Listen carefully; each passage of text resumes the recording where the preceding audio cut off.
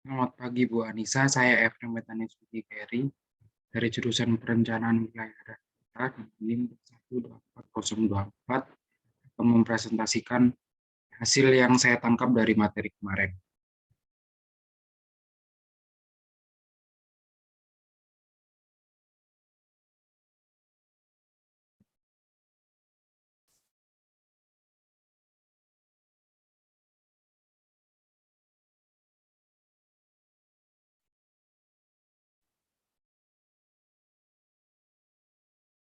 Menurut saya, geologi adalah suatu bidang ilmu pengetahuan kebumian yang mempelajari tentang segala sesuatu mengenai planet bumi beserta isinya yang pernah ada. Sistem penghubung antar cabang geologi serta non-geologi yang penting untuk mitigasi dan rekayasa yang maksimal persen hubungan antara geosains dan kehidupan masyarakat. Bagaimana kita berinteraksi dengan lingkungan. Dari lingkungan kita menggunakan dan memanfaatkan sumber daya.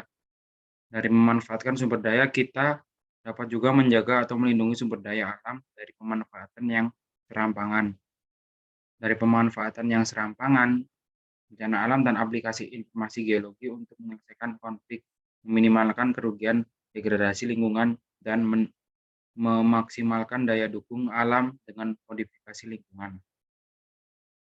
Proses geologi. Proses geologi adalah semua aktivitas yang terjadi di bumi, baik yang berasal dari bumi atau dari dalam bumi, endogen, maupun yang berasal dari luar bumi atau eksogen. Gaya endogen maupun eksogen merupakan gaya-gaya yang memberi andil terhadap perubahan bentuk bentang alam atau landscape yang ada di permukaan bumi. Yang kedua, proses-proses geologi. Menurut saya, proses geologi dibedakan menjadi dua, yaitu proses endogen dan eksogen. Proses endogen meliputi satu aktivitas magmatis, dua gempa bumi, tiga orogenesa dan epriogenesa. Yang kedua, proses eksogen meliputi pelapukan, erosi atau mass sedimentasi, itu aja. Dan semua proses geologi ini dihubungkan dengan interaksi dengan manusia, hewan, tumbuhan, lingkungan fisik. Perubahan bentang alam. Perubahan bentang alam dibagi menjadi dua, yaitu bentang alam endogen. Bentang alam endogen adalah bentang alam proses yang pembentukannya atau genetiknya dikontrol oleh gaya-gaya endogen, seperti aktivitas gunung berapi, aktivitas magma, dan aktivitas tektonik, perlipatan dan patahan bentuk bentang alam endogen serta geomorfologi dikenal sebagai bentuk bentang alam konstruksional atau konstruksional landform.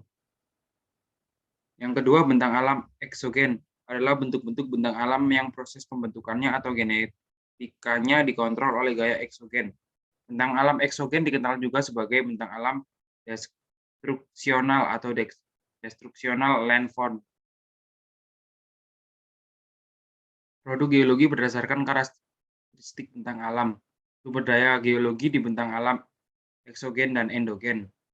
Sumber daya energi, sumber daya mineral, sumber daya air tanah, bahaya dan bencana geologi di bentang alam endogen dan eksogen. Baik, itu saja Bu yang saya catat atau saya tangkap saat materi kemarin. Kebetulan juga saya tidak mengikuti materinya karena ada acara di luar, tapi saya sempat menyimak dan merekam ulang rekordan yang diberi oleh ketua angkatan saya. Baik Bu, terima kasih.